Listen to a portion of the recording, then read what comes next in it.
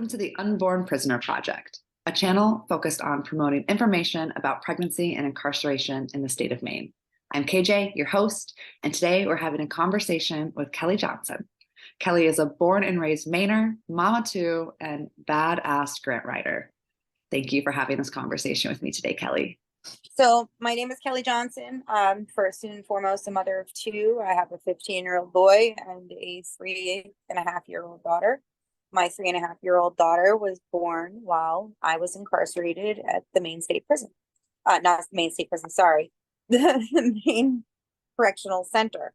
I had spent, I turned myself in January 13th of 2019. I found out I was pregnant 2 weeks later, and I was 5 weeks pregnant when I found out. So I spent pretty much my entire pregnancy incarcerated. The first 4 months were in Kennebec County, and then the remainder of it I was on the Hill, in the Women's Center at the Maine Correctional Center.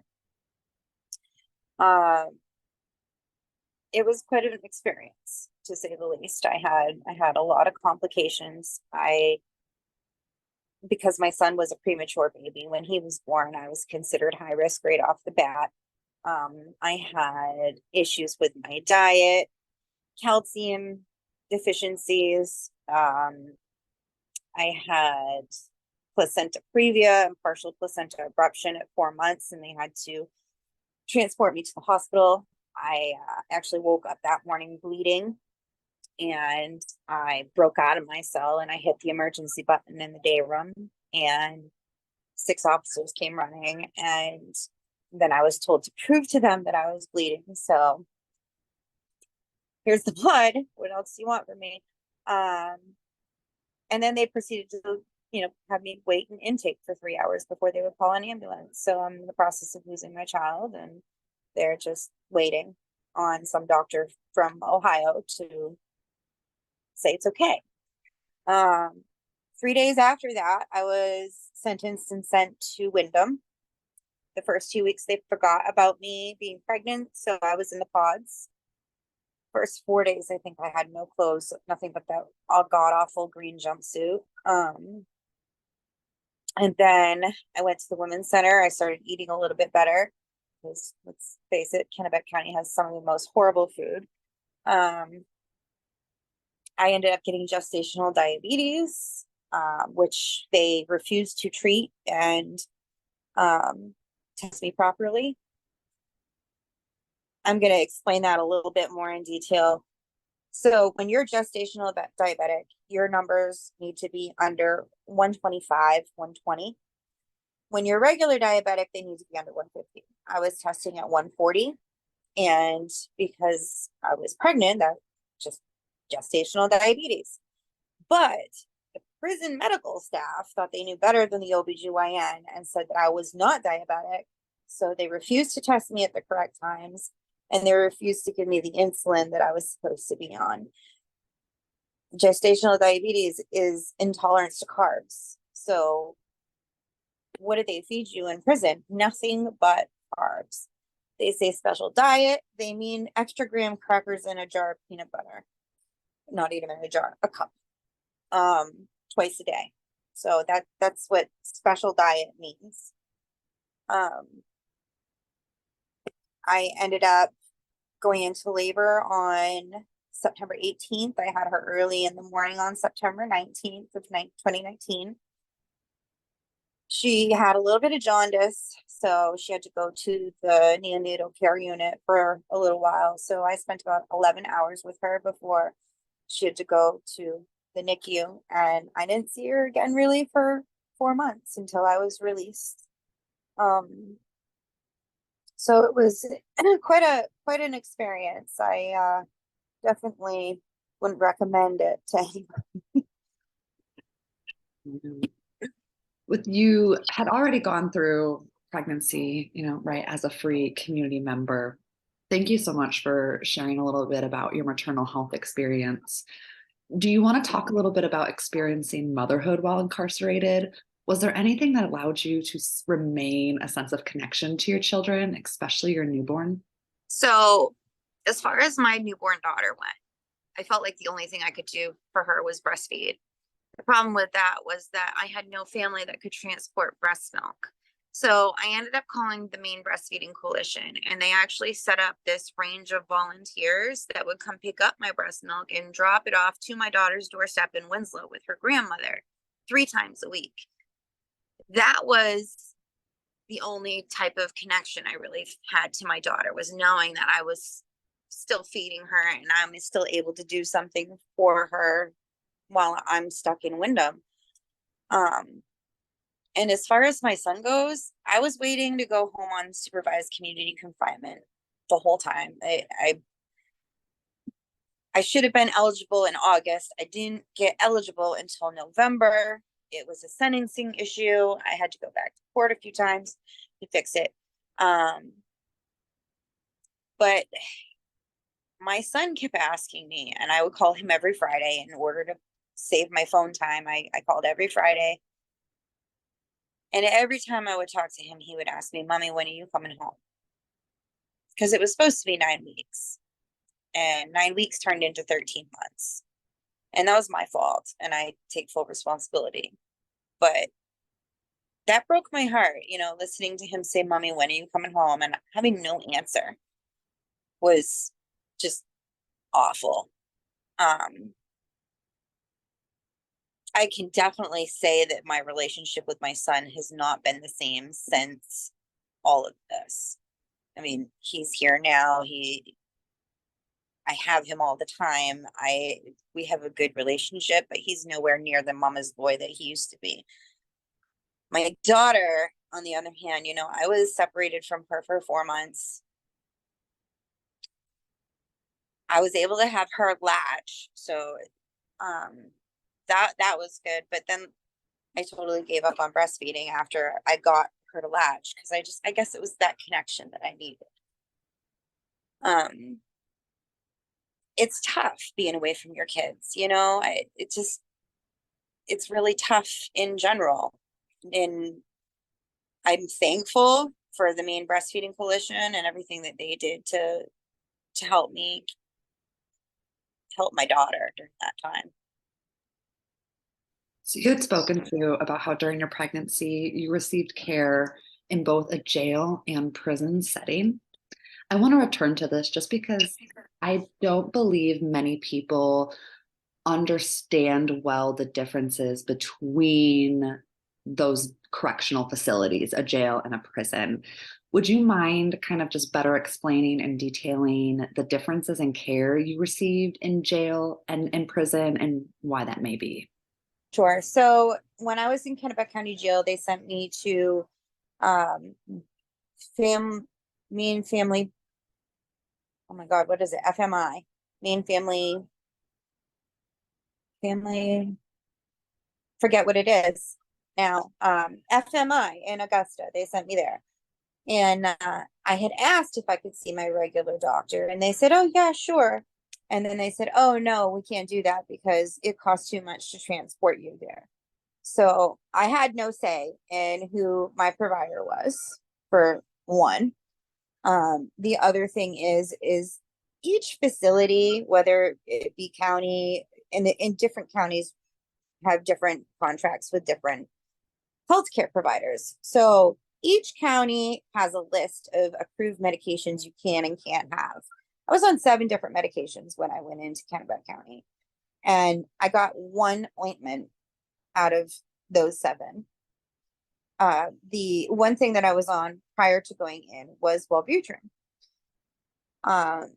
When they found out that I was pregnant, they wanted me to give the Wellbutrin. They wanted me to start the Wellbutrin again. And the OBGYN had said, this is an approved medication. And supposedly what specialists say are supposed to trump what the jail says. Because I was pregnant, they gave me this prescription. So what they did was, instead, they fought me on it for probably a week and a half. And then this doctor who oversaw the medical for the jail, that was in Ohio, never met before in my life, they prescribed me the generic version of Buspar, which is 1 letter off from Wellbutrin. So the maximum amount of Buspar you can have is 60 milligrams. They gave me 160 milligrams. The guy on the med cart that night, I remember he had it in the cup and he was getting ready to pass it to me. I said, wait a minute, this doesn't sound right. And then later on that night, I saw him again when I was down in laundry, and he said, this is what happened. They were going to give you the wrong medication and you would have probably been in the hospital. So after that, I decided, okay, I'm taking nothing but prenatals because these people are trying to kill me.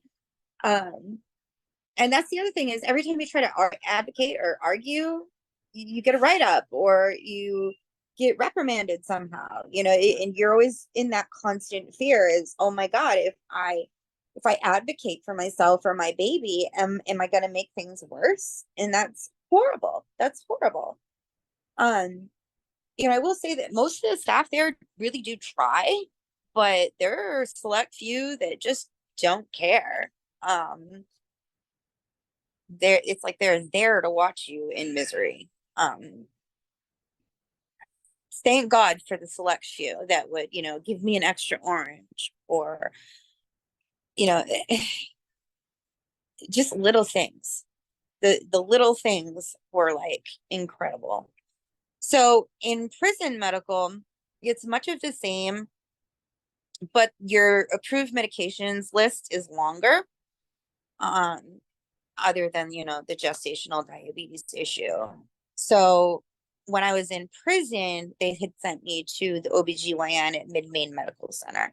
So I went there probably, it was either twice a week or once a week because of all of the issues that I was having. I just needed the extra care. It still sucked though, because I was never allowed to know when my appointments were. I was never allowed to have anybody go with me. I couldn't keep any of the medical information they had given me. I couldn't. So one of the things, my dietitian, when I had the gestational diabetes, I had to have a dietitian. So the dietitian had said, okay, well, you need to keep track of your blood sugars when they're testing you and what the numbers are when they're testing you. And I was told I wasn't allowed to keep that information. And I wasn't allowed to, every time I went to the dietitian, they're like, okay, well, do you have your paperwork? Well, the jail was supposed to send it because they told me I'm not allowed to keep it. Not the jail, sorry, prison. Well, the prison would never send the numbers. So it ended up being, I like had a couple of COs that knew what this piece of paper was and how important it was, and they would let me get by with it. I had probably 4 COs, and 3 out of 4 of them were like, yes, you need to have this. And then I remember at one of the last meetings with my dietitian, she was so frustrated with how the prison medical staff was treating me with this gestational diabetes issue.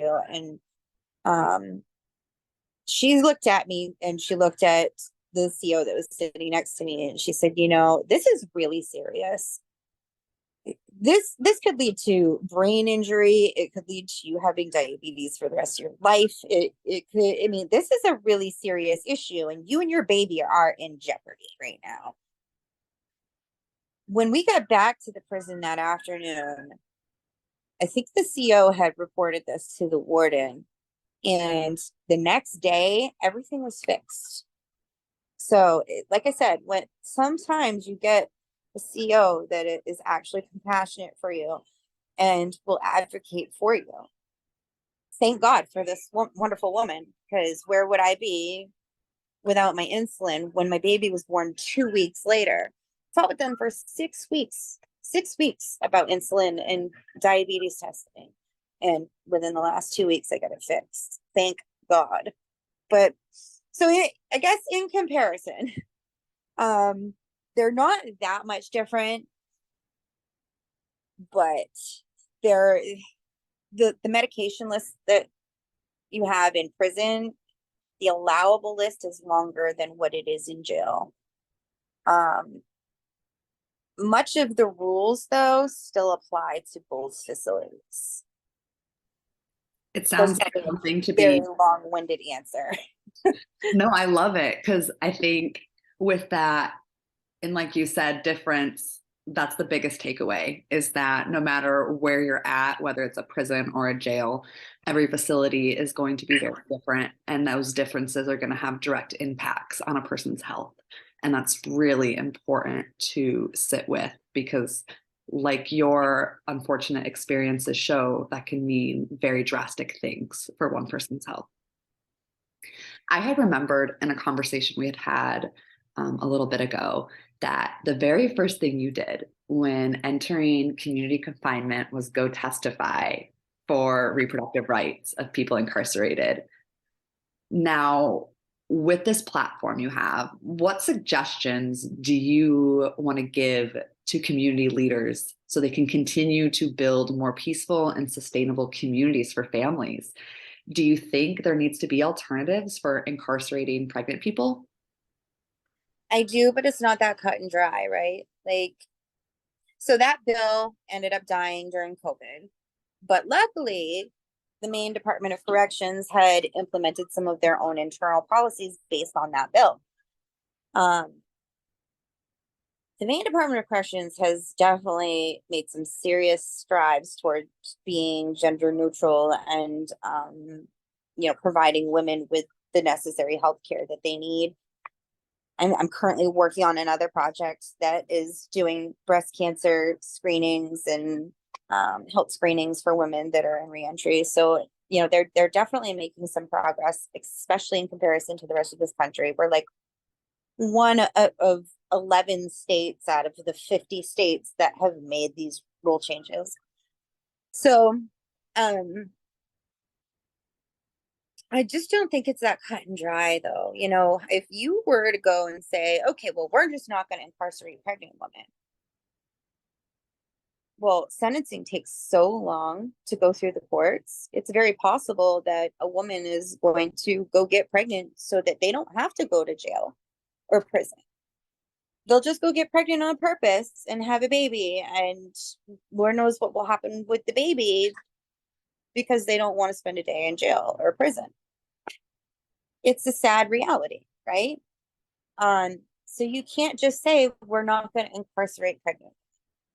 I would definitely like there to be a separate pod or a separate space for pregnant women, like a mandatory separate space, not when they tell you, okay, well, we're going to put you in general population and call it a separate space because you're single celled. Well, no, that's not good enough. You need to have a special diet. I think everybody knows that, what you put into your body is what you are feeding your baby.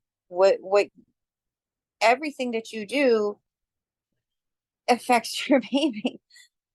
So diet is like the number one thing that I have the biggest complaint about when you're in jail and in prison, both of them. Your diet is horrible. Absolutely horrible. It is nothing that a pregnant woman should be eating. Period. So I definitely think that there needs to be a special diet with OBGYN and nutritionist approved foods for a pregnant mother. And you can't exactly have a person that is pregnant eat those special foods while you're in front of a separate population. So it kind of makes them have to be secluded into another area or maybe another house even, so that it's easier to get to appointments. And you know one of the coolest things that I thought, because I didn't get a chance to do this with my first pregnancy, it wasn't around, was those pregnancy apps. And I have one picture of me pregnant with both of my kids. So I was hoping with her I could do some of the things that I didn't get to do with my first son, because pregnancy is a once in a lifetime sort of opportunity. You only do it once or a couple times, right? I'm damn sure not having another one. So, having dad there when the baby's born and doing the fun apps and having a baby shower and all of these things, it's stuff that you just don't get to do when you're in prison. And it's something that I think needs to change because it's supposed to be a joyous time in your life to know you're having a baby.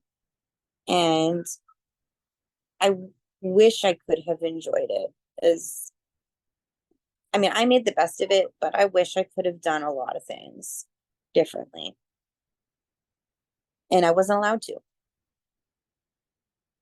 Do you want to leave with any advice or words of motivation for expecting parents that might be in a situation that was similar to yours? So in most cases, they can't keep you forever. Um, I came across probably 7 women that were pregnant while I was incarcerated between the jail and the prison. So it is a pretty common thing because 7 women in 1 year in just 2 facilities in our state is quite a bit. They can't keep you forever unless you did something substantial. You will have a light at the end of the tunnel and you'll be able to see your baby again, and just make the most of it. Like, take care of yourself and do your best to be a mom from behind the walls, and just know that the second you get to hold your baby again, it all changes, and it all comes back, and that motherly instinct will kick in, and you're going to be able to live a happy and healthy life with your baby as long as that's what you want to do.